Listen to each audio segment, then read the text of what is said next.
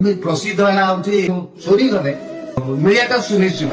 କଟକ ଜଗତସିଂହପୁର ପାରାଦୀପ ଫାରାଦୀପ ନେଇକିରି କେନ୍ଦ୍ରାପଡ଼ାକୁ କୋଉକୁ କେତେ ଆସୁଥିବ, କିନ୍ତୁ ଏଇ ଯୋଉ 8 ଦିନ ଟାଇମ ଦିଆ ହୁଏ ସେ ଟାଇମ ଭିତରେ ସେ ଜିନିଷଟା ମିଳିବାଟା ସୁନିଶ୍ଚିତ। ସବୁଠାରୁ ପ୍ରସିଦ୍ଧ ହେଲା ଏଠି ଶିବରାତ୍ରି ଜାଗର ଯାତ୍ରା। ଜଗତସିଂହପୁର ଡିଷ୍ଟ୍ରିକ୍ଟରେ ସବୁଠାରୁ ପ୍ରସିଦ୍ଧ ହଉଛି ନନ୍ଦେଶ୍ୱର ମା। ତ ଗୁଡ୍ ମର୍ଣ୍ଣିଂ ଫ୍ରେଣ୍ଡ, ଆମେ ଆଜି ପହଞ୍ଚି ଯାଇଛୁ ନାଙ୍ଗା ବ୍ଲକର ନନ୍ଦୀ ଗ୍ରାମରେ, ଯାହା ନନ୍ଦୀଗାଁ ରୂପରେ ପରିଚିତ। ସେଠାରେ ପ୍ରଭୁ ନନ୍ଦିକେଶ୍ୱର ପୂଜା ପାଉଛନ୍ତି ଏବଂ ତାଙ୍କ ପୂଜକ ନନା ସେଠି ଅଛନ୍ତି। ଚାଲ ତାଙ୍କ ଏହି ମନ୍ଦିର ବିଷୟରେ କିଛି ପଚାରିବା ଏବଂ ମନ୍ଦିରର କିଛି ରହସ୍ୟ ଜାଣିବା। ସର୍ବପ୍ରଥମେ ମୋର ନନ୍ଦିକେଶ୍ୱର ମହାଦେବ ପୂଜକ ନନା ପ୍ରଣାମ। ମାନେ ମନ୍ଦିର ବିଷୟରେ ଜାଣିବାକୁ ଚାହୁଁଛି, ମନ୍ଦିର କେବେ ହେଲା, କେବେ ଆବିର୍ଭାବ ହେଲା, କି ମାନେ କୋଉଥିପାଇଁ ଏ ମନ୍ଦିର ଫେମସ୍ ଅଛି ଏବେ, ମୁଁ ସେ ବିଷୟରେ ଟିକେ ବାଇକ୍ ନେବାକୁ ଚାହୁଁଛି। ଆପଣ ଟିକେ ସଂକ୍ଷେପରେ କୁହନ୍ତୁ। ଏ ମନ୍ଦିରର ବହୁ ପୁରାତନ ମନ୍ଦିର ଇଏ, ଆଉ ଇଏ କେବେଠାରୁ ଇଏ ହେଇଛି ଆମେ ଅବଶ୍ୟ କହିପାରିବୁନି।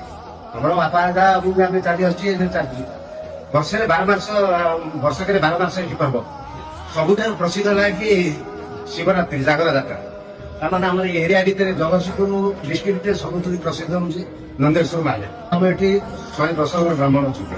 ଇଏ ହଉଛି ନିଜସ୍ୱ ଠାକୁର ବାଡି। ତାପରେ ଶିବରାତ୍ରି ହେଲା ଆମର ଏଠି ପ୍ରାୟ ସେ ଶିବରାତ୍ରି ଅନ୍ୟ ଜାଗାରେ ହେଲେ 3-4 ଦିନରେ କମ୍ପ୍ଲିଟ, କିନ୍ତୁ ଆମର ଏଠି 15 ଦିନ ଲାଗି ରହେ। ଏଠି ବି ହୁକୁମ ହୁଏ। ଆମେ ବହୁତ ଯିଏ ତାଙ୍କର ମାନସିକ ଇଏ କରୁଛନ୍ତି ଏଠି ପଡନ୍ତି। ହଁ, ଆମର ଏଠି ପ୍ରସିଦ୍ଧ ହେଲା ହଉଛି ଏ ଯୋଉ ଚୋରି ଗଲେ ସେଇଟା ହଉଛି ପ୍ରସିଦ୍ଧ ଏଠି ମିଳିବାଟା ସୁନିଶ୍ଚିତ। ଇଏ ପାଖାପାଖି କଟକ ଏମିତି ଚାରିଆଡେ କଟକ ଜଗତସିଂହପୁର ପାରାଦୀପ ଫାରାଦୀପ ନେଇକିରି କେନ୍ଦ୍ରାପଡ଼ାକୁ କୋଉକୁ କେତେ ଆସୁଛନ୍ତି। ଚୋରି ଗଲେ କଣ ସେମିତି ଯେ ଠାକୁରକୁ ଯାଇ ଆସିଛନ୍ତି, ଏଇଟା ଇଏ ନେଇଥିଲେ ସେମାନେ ନାହିଁ, ଧରା ନେଇଥିଲୁ। ଗୋଟେ 100 ଲୋକ ଅଛି ଆମ ଭିତରେ ହଉଛନ୍ତି, ମାନେ ଜିନିଷଟା ଚୋରି ହେଇଛି। ସେ 100 ଲୋକଙ୍କୁ ଧରି ତମେ ଆସ। ଆମର ଏଠି ଅଛନ୍ତି ଜଣେ ଆମର ବଡପଣ୍ଡା କଳ୍ପନା କରି ସେ ସବୁ ତାଙ୍କୁ ପାଖରେ ବସେଇବେ, ବସେଇକି ତାଙ୍କୁ କହିଲେ ସବୁ ତାଙ୍କୁ କଣ ଟାଇମ ଦିଆହବ, ତମେ ଆଜି ପାଦକୁ ପାଅ। ସେ ବୁଝେଇବ, ସେ ବୁଝେଇବା ଭିତରେ ଠାକୁରଙ୍କ ପ୍ରତି ଗୋଟେ ତାଙ୍କର ଏତେ ଆସିଯିବ, ପାଦକୁ ପାଇବେ ତାଙ୍କୁ ଗୋଟେ 7 ଦିନ ଟାଇମ ଦିଆହବ।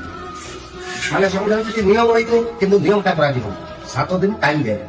7 ଦିନ ଟାଇମ ଭିତରେ ଯଦି ସେମାନେ ତାଙ୍କର ଜିନିଷ ନ ମିଳିଲା ସେମାନେ ଆସିବେ। ଆମର ଏଇ ଯୋଉ ମହା ଅଛନ୍ତି ପ୍ରସିଦ୍ଧ ଅଛନ୍ତି ଆମ ଇଏ ବ୍ରହ୍ମାଘାଟ, ସେ କୋଉ କାଳକୁ ମାନେ ଇଏ ଅଛି, ସେ ବ୍ରହ୍ମାଘାଟ କତିକି ଯିବେ। ସେଠି ମାଳ ଚୂଳ ରହିବ, ଇଏ ରହିବ ନିୟମ ପାଇଁ, କିନ୍ତୁ ଆଜି ପର୍ଯ୍ୟନ୍ତ ନିୟମ ହେଇନି। କିନ୍ତୁ ଏଇ ଯୋଉ 8 ଦିନ ଟାଇମ ଦିଆ ହୁଏ ସେ ଟାଇମ ଭିତରେ ସେ ଜିନିଷଟା ମିଳିବାଟା ସୁନିଶ୍ଚିତ।